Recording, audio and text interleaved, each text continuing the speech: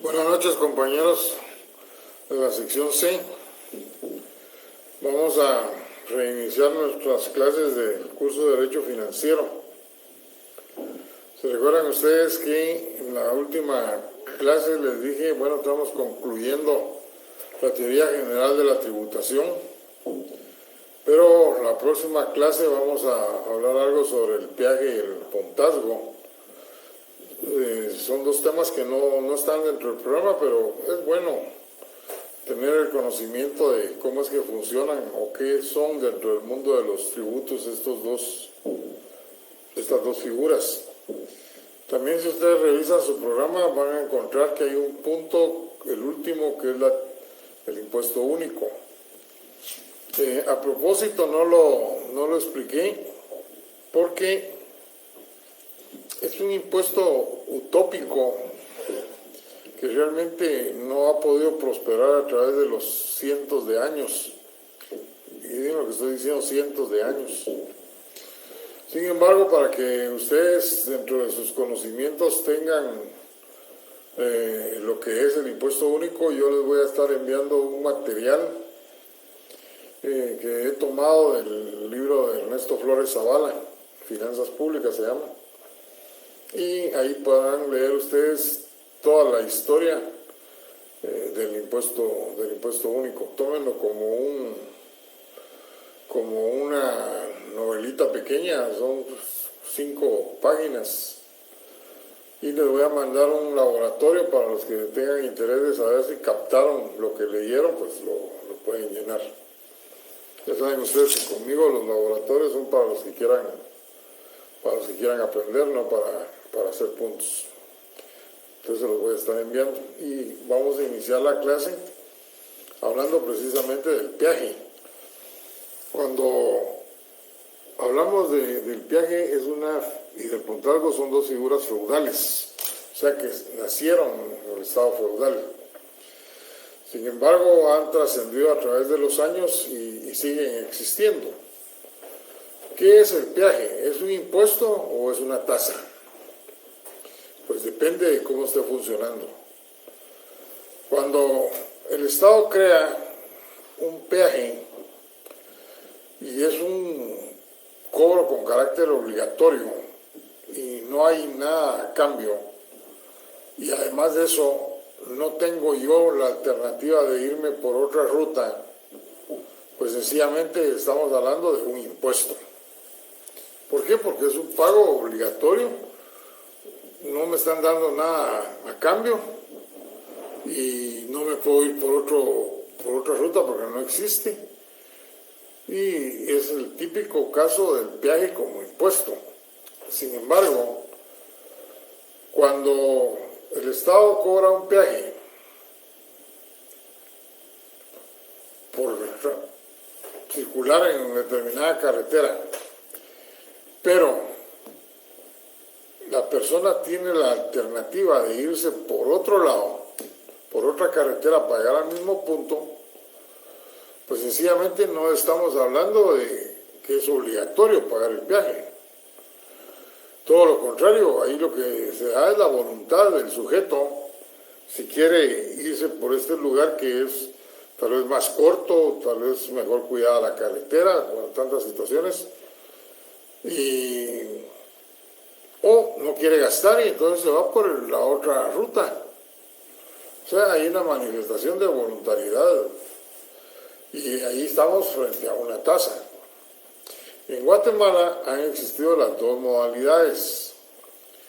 Hace muchos años existían dos peajes en Guatemala, uno el de Muluá, que es el municipio que está antes de llegar a Liltra, y Quetzaltenango, el otro Guatemala, Puerto Barrios.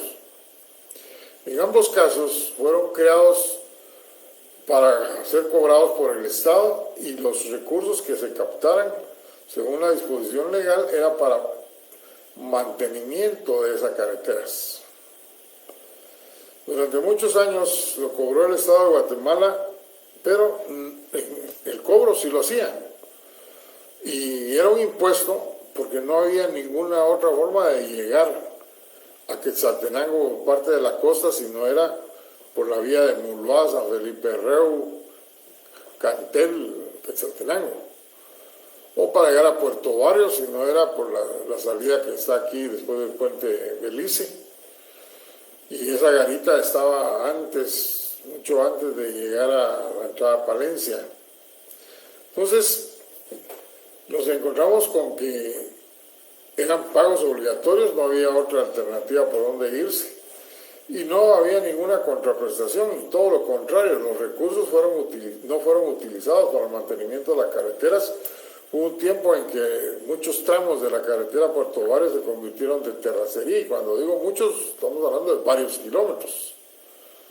Finalmente, el Estado tomó conciencia de que era un cobro que no estaban cumpliendo con su finalidad y lo derogaron. El último peaje que se ha creado aquí en Guatemala es el peaje Palín-Escuintla.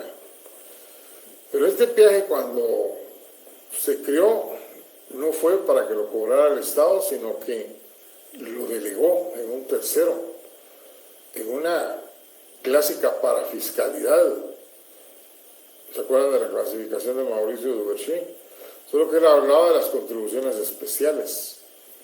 Pero en este caso, las contribuciones especiales son pagos obligatorios. En cambio, aquí se le está delegando a un tercero por concesión el cobro del peaje, pero al cambio se habían en el inicio muchas prestaciones, contraprestaciones. Había seguro, hay algunos postes todavía de teléfono para emergencias, porque eso sí todavía lo he visto, espacios para descansar, que es donde estaba al principio tanto de ida como de vuelta a las garitas. Por los accidentes fue que la pasaron hasta arriba, la otra. Había seguro, no sé si ya les dije, servicio de grúa. ¿Por cuánto tiempo está pactado todo eso? No sé, pero a la fecha ya todas estas contraprestaciones no existen. Pero sí se convierte en una tasa en ese momento, porque si yo no quiero pagar, pues sencillamente me voy por la carretera antigua de Palín-Escuintla. ¿Se dan cuenta de la diferencia? Alguien me mencionaba en la clase anterior, lástima que no vi el comentario, ¿qué pasa con la VAS?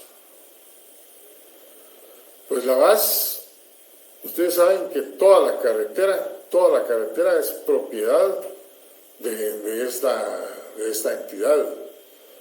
O sea, ahí lo que hicieron fue la no participación del Estado en lo más mínimo, sino que esta entidad compró los inmuebles por donde se iba a desarrollar la carretera.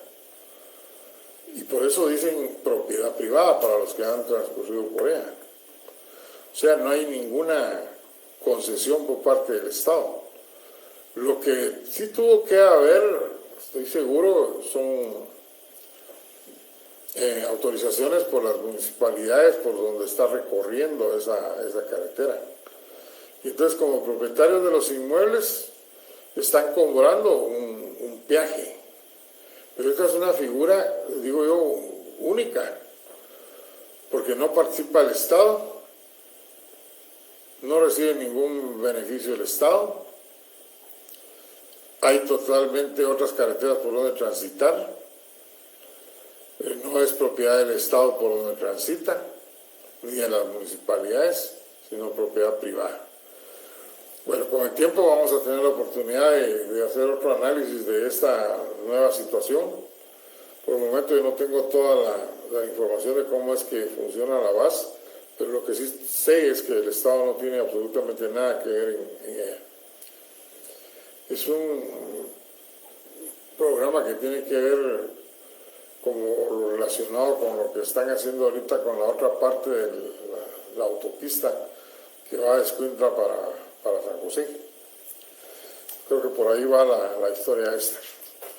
Bueno, lo que yo intentaba o pretendo es que ustedes sepan cómo era que funcionaba desde cuándo el peaje. O sea, en el pasado, en el estado feudal, era si alguien iba a transitar de un feudo a otro y tenía que cruzar un intermedio, pues tenía que pagar por pasar por dicho lugar y le cobraban. Igual es el puntazgo, solo que el puntazgo se refiere al cruce de puentes. Si un mercader quería llevar sus bienes a vender a otro feudo y para ello necesitaba cruzar un puente, pues le cobraban por la utilización del puente. En la actualidad, aquí en Guatemala hay un puntazgo, dos hay. Uno que se refiere al que está en Iztapa para comunicarse con Monterrico, Puerto Rico, les digo Monterrico. Ese es un puntazgo que cobra la municipalidad de Iztapa. Y desde luego es un pago obligatorio, porque no existe otra forma de llegar a Monterrico por tierra si no es cruzando ese puente. Ese tiene un carácter eminentemente de impuesto. Aquí no hay voluntariedad. La única forma como yo podría llegar entonces a Monterrico, si no es por el puente, es por el otro lado de la carretera, por el lado de Tiapa, y para llegar a Monterrico usar un ferry que existe del otro lado para poder comunicarse. Mucho más tardado, mucho más lejos, etc. Bueno, entonces ambas figuras son de carácter feudal y que a la fecha existen. El otro puntazgo es el que está en la frontera de Guatemala-México. Cuando ustedes van a cruzar para Ciudad Hidalgo, pues les cobran por pasar por ese puente, o cuando van a pasar para llegar directamente a Tapachula también les cobran un puntazgo. Ahora vamos a iniciar el nuevo tema del programa. Ya vimos la primera fase de la actividad financiera del Estado, que es lo referente a la obtención de recursos. Hoy vamos a analizar lo referente a la administración de los recursos, y es el tema del presupuesto público. El presupuesto es una institución que ya tiene muchos años de existir. Existió desde la época de las monarquías. En esa época ya se hacían presupuestos, pero era únicamente para administrar los bienes del rey, en lo que se refiere a qué captaba, qué recibía de recursos y en qué se lo gastaba. Sencillamente no existía una planificación, ni existía una proyección social, como se los dije al inicio del curso. 4 actividades eran las básicas que se realizaban en el Estado feudal: diplomacia, ejército, policía y... se me olvida la otra. Diplomacia, ejército, policía y seguridad, creo que era la otra cuestión. Bueno, lo importante es que conforme se da la evolución de la sociedad, es que cambia la función del presupuesto y hay modificaciones sustanciales. Inicialmente, ya cuando se da la Revolución Francesa, se crea la primera constitución del Estado en Inglaterra, pues ya se dan las condiciones para establecer que es un documento administrativo, pero además que es un documento de carácter contable que incide en la economía de un país y que desde luego tiene un carácter jurídico, o sea, legal. Estos 4 elementos que se le señalan al presupuesto, pues sencillamente son reales, son verídicos. Por porque el documento administrativo, por el hecho de que es la administración pública, a través de la Dirección Técnica del Presupuesto, básicamente la que hace el presupuesto, prepara el presupuesto. Y es la administración pública la que ejecuta el presupuesto. Pero por otro lado, la administración pública lleva una contabilidad, la contabilidad del Estado, hay una dirección ahí en el Ministerio de Finanzas Públicas para saber cuánto está ingresando y cuánto se está erogando. Y las demás instituciones del Estado pues también llevan su contabilidad de sus propios presupuestos. Desde luego, estamos hablando de un documento administrativo y contable. Pero desde ya aquellas épocas de que se creó la primera Constitución, también el presupuesto empezó a tener un carácter legal. O sea, aprobado por los lores. Los demás países europeos acogieron esa idea y también hicieron sus propias constituciones en esa misma circunstancia. Sin embargo, yo en la actualidad, a este documento que establece los ingresos y los gastos públicos de un país, yo le agrego un factor político, y es por lo que he observado a través de los últimos años. Y es el hecho de que el Congreso de la República, cuando tiene algunos intereses y que quiere que el Ejecutivo se los cumpla, lo presiona, por ejemplo, en la aprobación de su presupuesto o en la aprobación de créditos públicos que están incluidos en el presupuesto. Pero el hecho de que estén incluidos en el presupuesto no significa que ya estén aprobados, sino que la aprobación de esos créditos es por separado, que lo tiene que realizar el Congreso.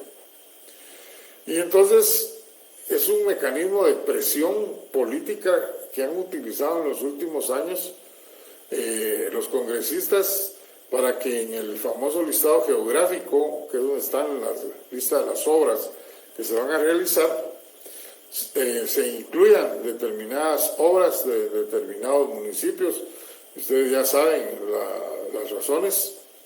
En algunos no necesariamente, no es que no haya transparencia, en algunos sí hay, por transparencia se pelea, pero la mayor parte no es con transparencia el asunto.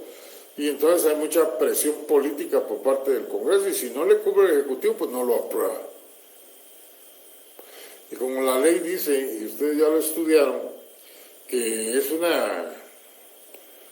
esa disposición legal que deben hacer del Congreso no se cumple, pues sencillamente el presupuesto del ejercicio fiscal anterior es el que sigue funcionando. He ahí la razón, una de las razones por las cuales yo les digo, también tiene ahora una influencia política, no solo administrativa, o el factor político también está inmerso. Hace muchos años, no muchos años, hace unos 6 años, 5 años, en el 2000, para ser más exactos, en el 2015, el Congreso aprobó el presupuesto y ahí iban incluidos unos créditos, pero no los aprobó en el tiempo en que debieron haberse aplicado, sobre la base de que esperaron la fecha de la presentación del presupuesto, que es el 2 de septiembre como máximo, y para verificar que determinadas actividades en las cuales estaban interesados los congresistas, pues estuvieran incluidas dentro del presupuesto. Y como no estaban incluidas, empezó la presión por parte del Congreso en no aprobar esos créditos.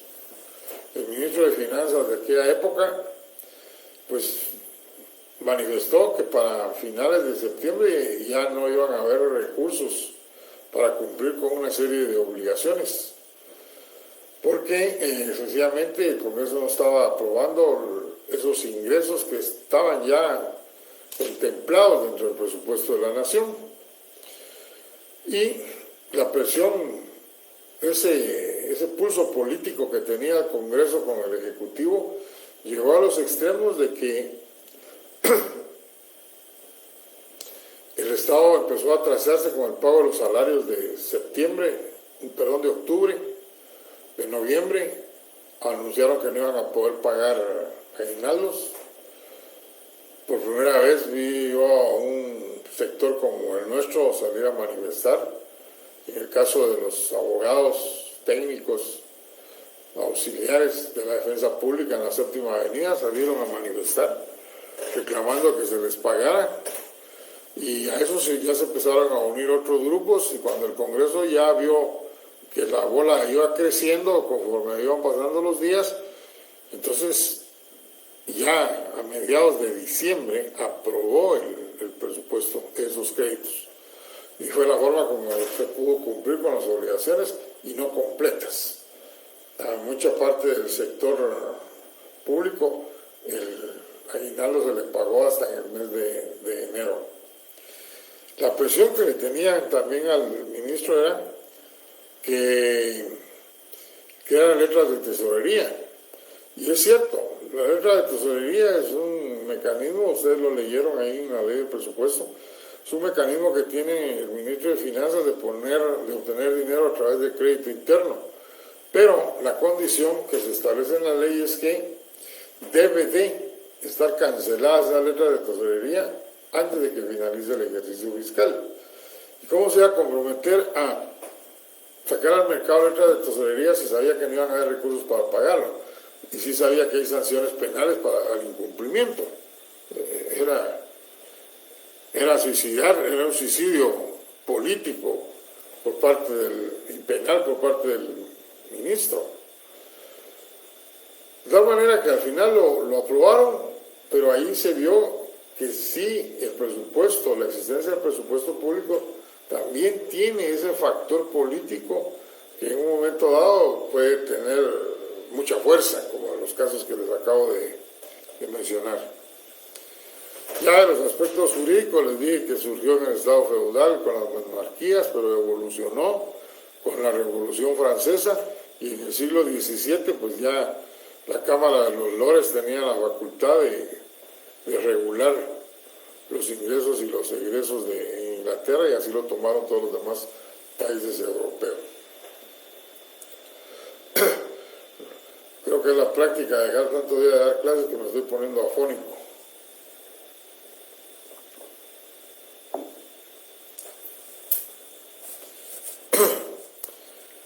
Hablar de la naturaleza jurídica del presupuesto es hablar de dos corrientes.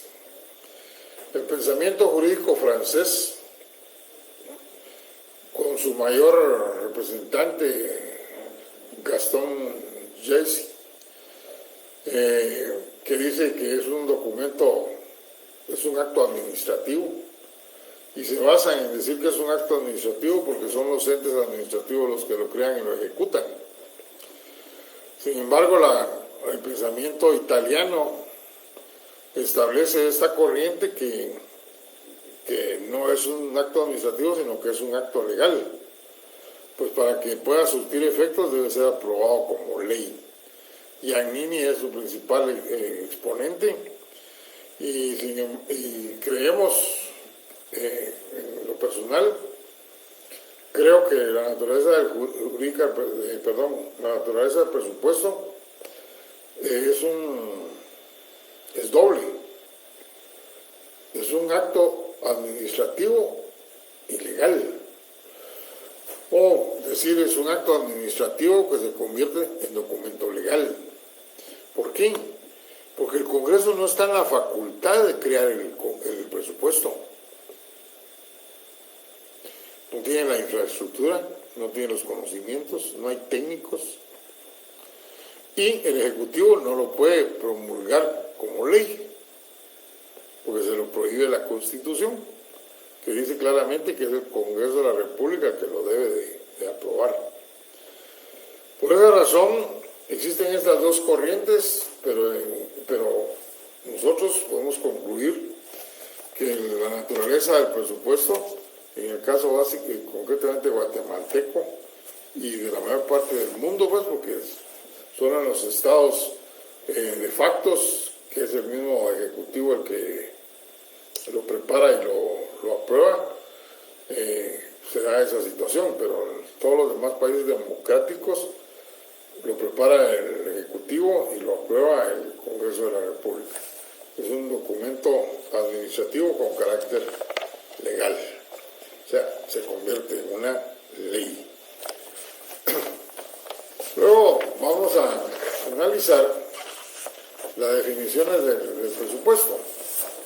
Cuando hablamos de las definiciones de presupuesto, yo les pregunto a ustedes si cuando leyeron la ley de presupuesto encontraron una definición.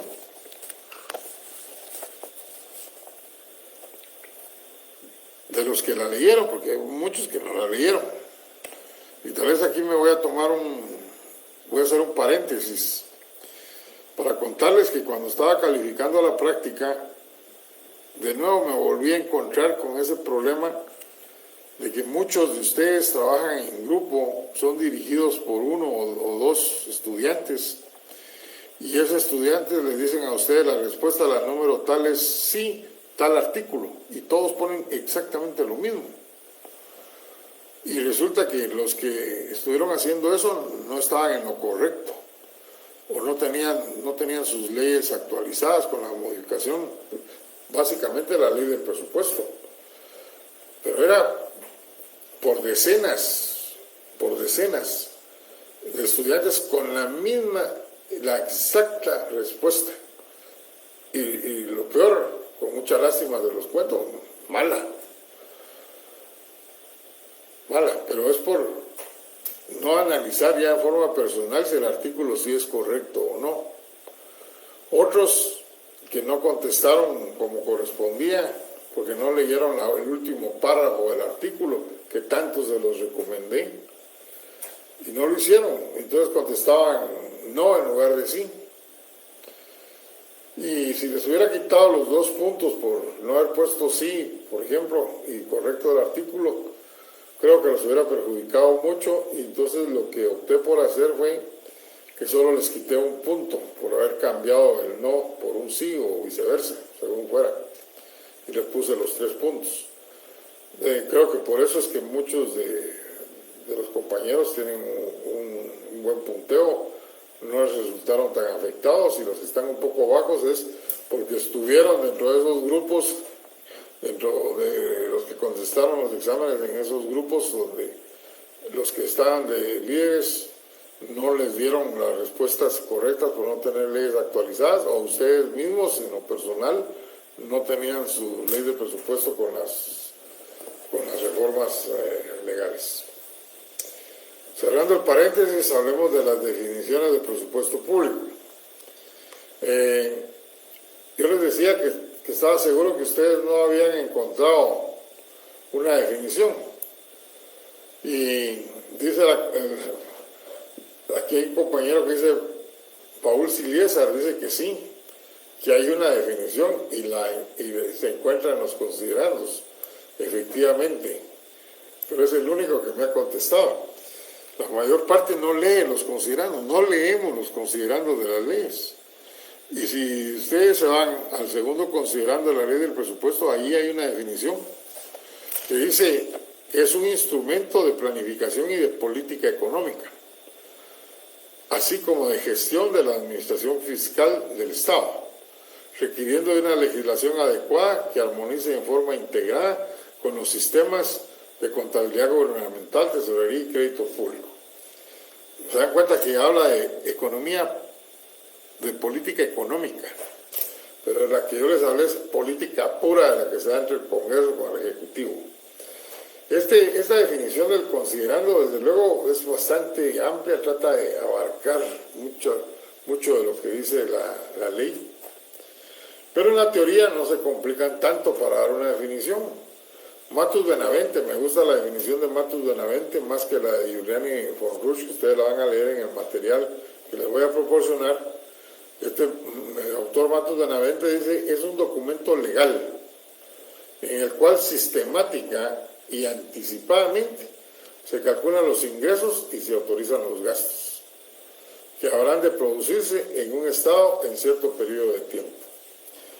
O sea, desde luego como jurista, Matus Benavente dice es un documento legal, no le agrega lo administrativo. Eso lo vamos a encontrar en autores de la profesión de economistas, de auditores.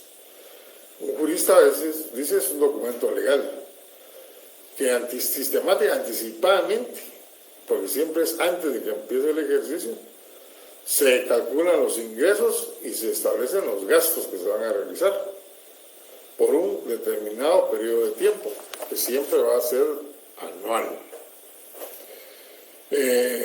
Ahí van a leer ustedes la definición de Giuliani Forrush. Veamos ahora los principios del presupuesto. Los principios doctrinarios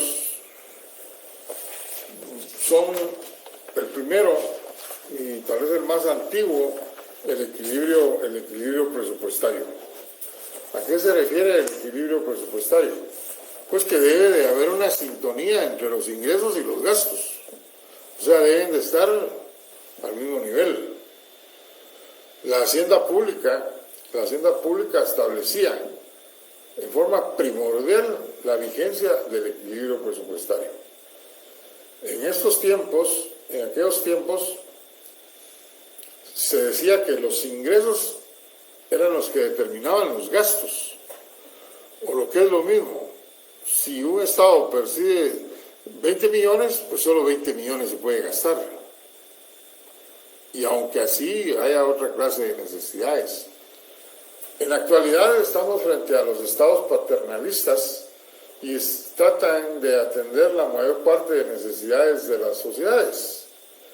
Y entonces en los presupuestos van incluidos no la mayor, pero sí una gran cantidad de necesidades para atenderle a la sociedad.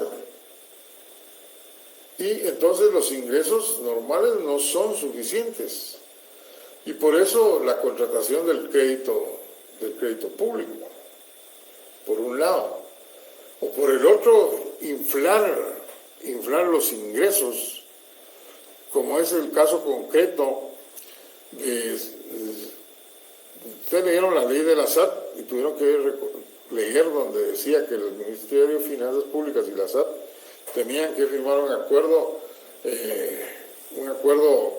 para el ejercicio fiscal en el cual se iban a establecer el monto de las metas de recaudación tributaria. Y por aparte de la captación de los impuestos, cuánto era lo que se iba a captar por medidas administrativas. Las medidas administrativas básicamente hablemos de la fiscalización, por ejemplo.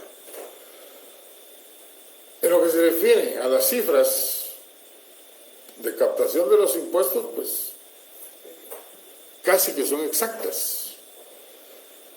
Los técnicos del Banco de Guatemala, del Ministerio de Finanzas, del Banco de la SAT, pues afinan esas metas y casi que son exactas, siempre y cuando no hayan fenómenos naturales que puedan afectar la actividad normal, como sucedió en el 2020 y 2021 con esto de la pandemia, que toda la actividad económica pues prácticamente se detuvo. Entonces muchos de los recursos tributarios no se captaron. Pero en la segunda parte, ¿cómo puede la administración tributaria asegurar que por medidas administrativas va a captar tantos millones si muchos de esos millones están basados en la actividad de fiscalización? Y la actividad de fiscalización, en la actualidad muchos contribuyentes no pagan, sino deciden litigar en contra de la SAT, y si ahí no ganan, pues irse a los órganos jurisdiccionales.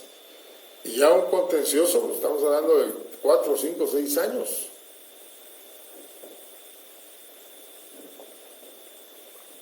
Y con esto más que cuando termine, e inicie la SAT el Ejecutivo a través del proceso que es de mera ejecución, como es el económico coactivo, ya está desaparecida la empresa. Ya no hay nada, no hay fábrica, no hay muebles. Lo digo porque me consta esa situación. Entonces es difícil en estos tiempos hablar de que se va a poner un presupuesto en el que va a haber equilibrio presupuestario ante el paternalismo del Estado, donde se están inflando en los últimos años los presupuestos y son deficitarios además. Resultan deficitarios porque no se cumple con los ingresos que ahí se han pactado o señalado. Y porque también los sujetos de la sociedad también presionan al Estado para que les atienda determinadas necesidades que muchas veces no están ni contempladas en el presupuesto.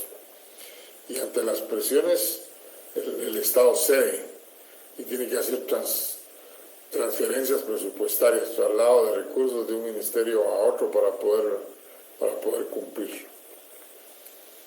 O sea, el equilibrio presupuestario en la actualidad no se da.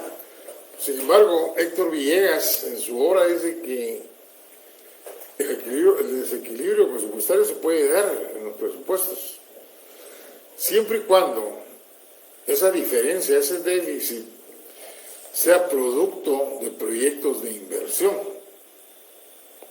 Un proyecto de inversión es aquel en el que el Estado va a gastar, pero al final va a empezar a percibir recursos. Pero Guatemala no es el caso. Guatemala no tiene proyectos de inversión.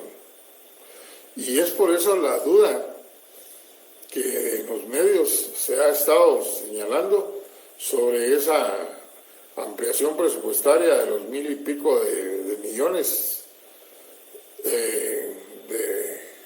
de saldo del ejercicio anterior, porque no es para algún proyecto de inversión, sino para mantenimiento de carreteras. Ni siquiera dice que es por la construcción de una nueva carretera, por ejemplo la carretera que cruzara todo el Pacífico, por decirles algo, como un proyecto, o la construcción de un nuevo puerto o aeropuerto, ¿no? Mantenimiento de carreteras y un menor porcentaje para salud pública y educación. Tampoco dice que es para construir edificios de nuevos institutos con nuevas tendencias técnicas, que es lo que se está requiriendo en la actualidad, o de salud, de construcción de nuevos hospitales. O sea, muy vaga la información y la forma como se está aprobando. Bueno, ahí tienen ejemplos de cómo es que funciona el equilibrio presupuestario en la actualidad. Luego está el principio de anualidad. El principio de anualidad surgió a partir del siglo XVII, con las prácticas realizadas en Inglaterra, continuadas por Francia, y se estableció que para que hubiera mayores controles y transparencia en el gasto y mejor control de lo que se recauda, el ejercicio debería ser anual. Esa anualidad varía de país a país. Por ejemplo, nuestro periodo anual es del 1 de enero al 31 de diciembre, pero hay otros países, y bastantes, que es del 1 de abril al 30 de marzo. Otros que coinciden con mucho de Estados Unidos, que es del 1 de julio al 30 de julio. O sea, depende de los intereses de cada estado. A eso se refiere el principio de anualidad. Nosotros, ese periodo anual está plasmado en el artículo 6 de la Ley Orgánica del Presupuesto. Luego viene el principio de unidad. El principio de unidad, perdón,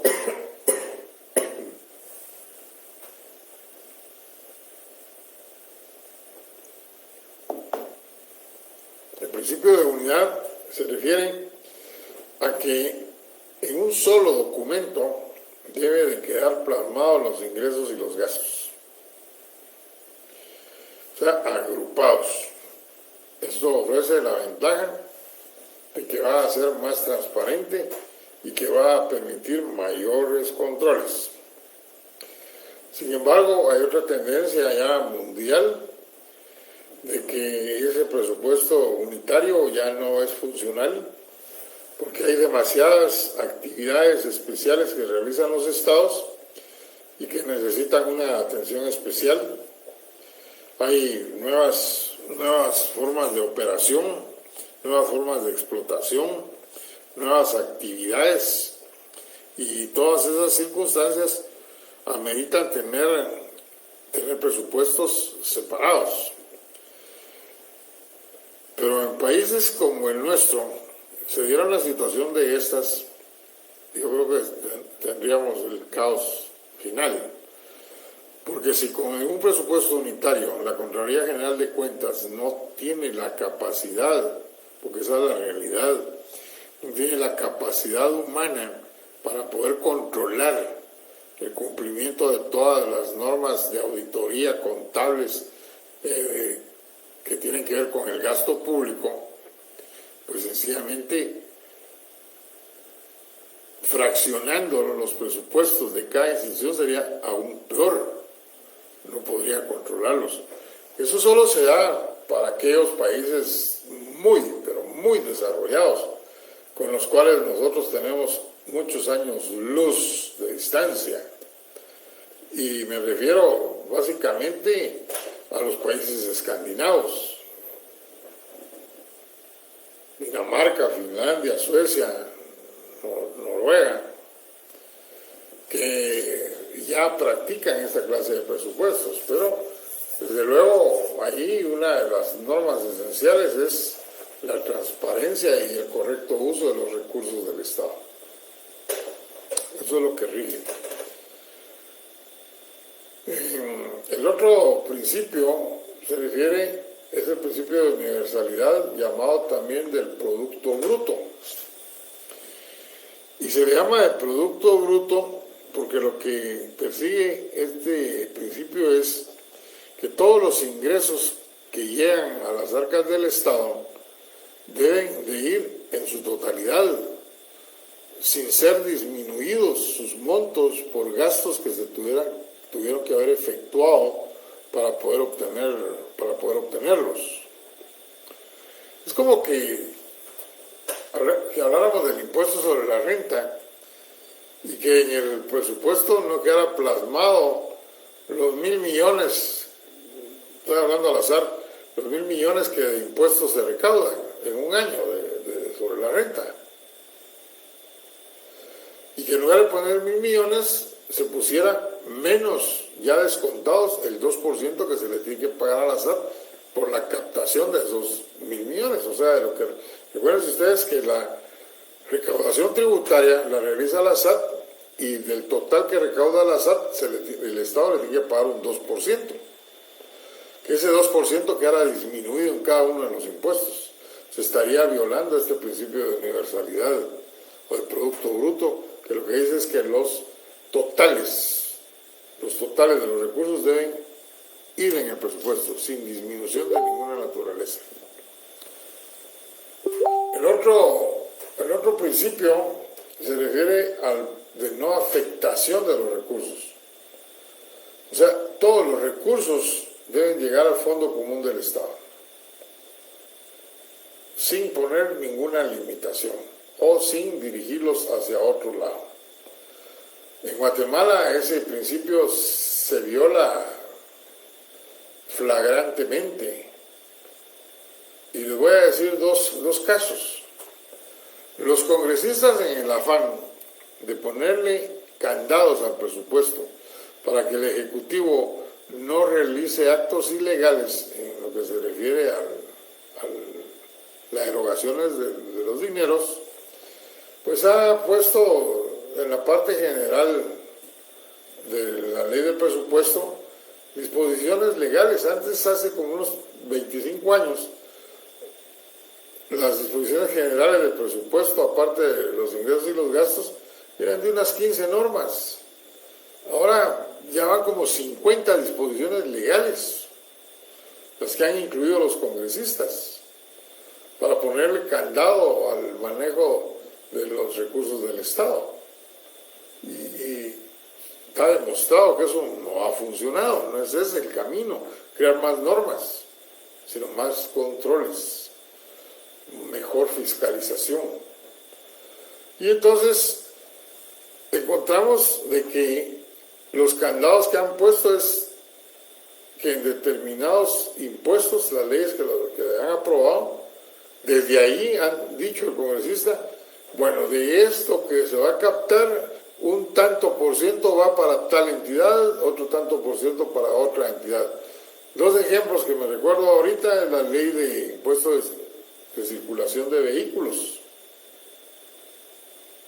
La ley del impuesto de circulación de vehículos, la captación de ese impuesto va repartido, si mal no me recuerdo, en 5 entidades y le deja un mínimo porcentaje al Estado que va al fondo común. Otra ley, y eso la van a ver ustedes el siguiente semestre, en la ley del IVA está el IVA Paz. Para que las municipalidades no siguieran cobrando, se recuerdan que les dije yo, creando más arbitrios, pues el Estado decidió mejor darle de una vez recursos. Y en la ley del IVA está contemplado cada cuánto es que el Estado le debe entregar a las municipalidades en atención a la categoría de municipalidad, un porcentaje de lo que se recauda del IVA. O sea, le han amarrado las manos al Ejecutivo para que pueda disponer de esos recursos. ¿Y será que estas municipalidades los utilizan en forma correcta? Ustedes ya saben que muchas municipalidades no utilizan esos recursos tributarios para beneficiar a los particulares, sino que se benefician en forma personal los que están a cargo. Ahí están los casos penales donde corporaciones completas han sido objeto de procesos penales, corporaciones completas, a excepción de uno o dos que han razonado su voto cuando se han dado esas situaciones de malversación de fondos. Y el último es el principio de legalidad. El principio de legalidad está fundamentado en el artículo 237 de la Constitución. Ahí se establece que, aquí lo tengo a la mano, se establece que el presupuesto aprobado del Estado, aprobado para cada ejercicio fiscal de conformidad con lo establecido en la Constitución, incluirá la estimación de todos los ingresos a obtener y el detalle de los gastos e invertir o por realizar. Y por aparte, las funciones y atribuciones del Congreso de la República, en el artículo 171, literal D, se dice que debe de ser aprobado o improbado anualmente por parte por parte del Congreso de la República. O sea, es un documento legal confirmado que existe. El principio de legalidad es el básico para que pueda empezar a funcionar, para que pueda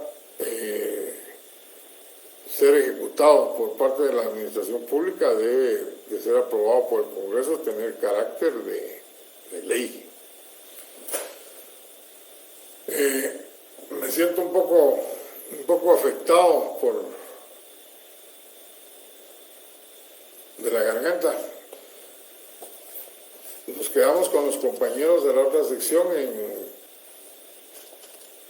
pendientes de las clases de presupuesto y formas de control presupuestario. Solo me faltó, para que quedaran ustedes iguales, lo que son los momentos presupuestarios. Pero con ese tema voy a empezar el próximo día. Muy bien, solo quiero unos comerciales. Ustedes ya vieron las notas y se dieron cuenta que la mayoría pues pasó la mayoría tiene muy buenos resultados. Muy pocos están abajo de 40. Y demasiado pocos están sin zona mínima. Esos demasiado pocos que no llegaron a zona mínima es porque no siguieron mi consejo de hacer zona en el primer parcial. Y ya con el segundo parcial pues tampoco estudiaron, y esa es la razón por la cual no llegan a zona mínima. Lo que les quiero recordar es que no me vayan a estar escribiendo pidiéndome que les deje trabajos, porque yo desde el principio del curso dije que yo no dejaba trabajos. Que no llegó a zona mínima, lo único que puede hacer es pedir revisión de examen. Pero también les indiqué en aquella oportunidad que mi margen de error es un punto para arriba o un punto para abajo. Entonces, esto les da la pauta a ustedes. Si alguien tiene, por ejemplo, 25 puntos y me pide revisión de examen, que no vaya a creer que con la revisión va a poder llegar a zona mínima. Es imposible. Sin embargo, yo respeto el reglamento y el que me pida revisión yo se la voy a dar, no para que salga de sus dudas. Antes lo hacíamos presencial, en la actualidad no se puede. La carta, la solicitud, mándenmela directamente a mi persona, a mi correo, que es henryarmengol@gmail.com. No tienen que estarlo mandando a la coordinación, es doble vuelta. Pues mándenmela a mí de una vez, ellos no tienen que autorizar nada. Y así tengo yo un mejor control y nadie se va a quedar sin la revisión. Pues en dado caso no me la mandaran. Los compañeros que estoy leyendo yo que tienen problema con su nota, el día de mañana yo voy a estar en la oficina y voy a darles respuesta a cada uno de ustedes una vez que tenga a la mano los exámenes y los listados. Tenemos, al principio no lo dije, pero sí les cuento que solo tenemos 5 clases para el examen final.